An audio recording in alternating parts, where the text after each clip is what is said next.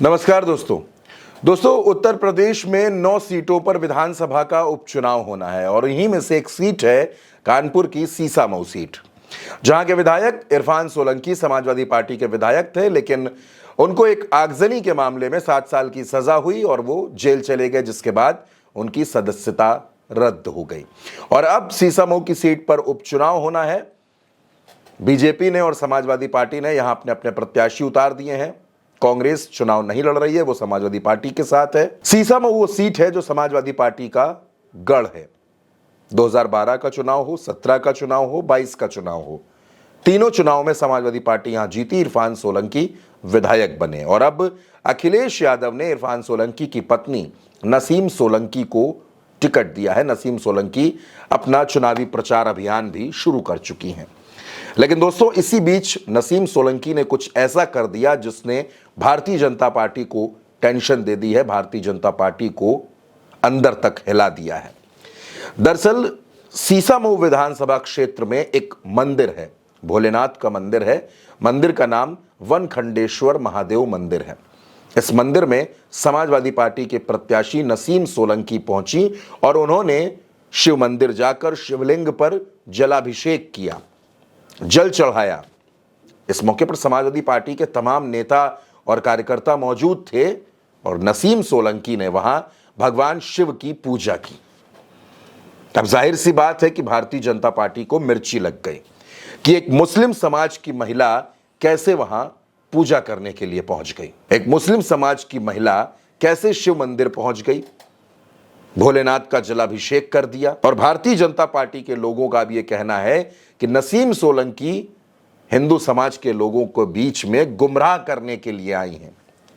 दरअसल दोस्तों, नसीम सोलंकी जिस मंदिर में गई, उस मंदिर में जो वहां विकास कार्य हुए, जो निर्माण कार्य हुए, उसके लिए इरफान सोलंकी ने अपनी विधायक निधि से 50 लाख रुपए दिए थे और तब उस मंदिर में पुनर्निर्माण हुआ, उस मंदिर में नए सिरे से काम हुआ, जिस वजह से उस इलाके के लोग इरफान सोलंकी को बहुत पसंद करते हैं।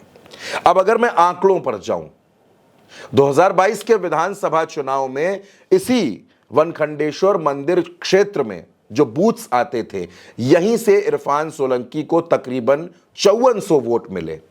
5400 के समथिंग वोट्स इरफान सोलंकी को मिले, जबकि बीजेपी को 2000 से 2200 के आसपास वोट मिले। और इरफान सोलंकी ने इसी क्षेत्र से बढ़त बनाई, इसी मंदिर क्षेत्र से उन्होंने बढ़त बनाई और फिर वो ये चुनाव जीते। इस वजह से इरफान सोलंकी की अपनी एक व्यक्तिगत आस्था इस मंदिर में है, उनके परिवार की आस्था है और इसी वजह से नसीम सोलंकी वहां पहुंची। अब कानपुर के जो राजनीतिक विश्लेषक हैं, जो जानकार हैं, वो ये कहते हैं कि Bharatiya Janata party Hindu vote bank के सहारे थी। उसको लगता था कि अगर मुस्लिम नसीम सोलंकी के साथ चले जाएंगे तो जो हिंदू वोटर्स हैं उनमें भारतीय जनता पार्टी मजबूती से लड़ेगी और नसीम सोलंकी को चुनाव हरा दिया जाएगा। लेकिन इस दांव को मास्टर स्ट्रोक कहा जा रहा है।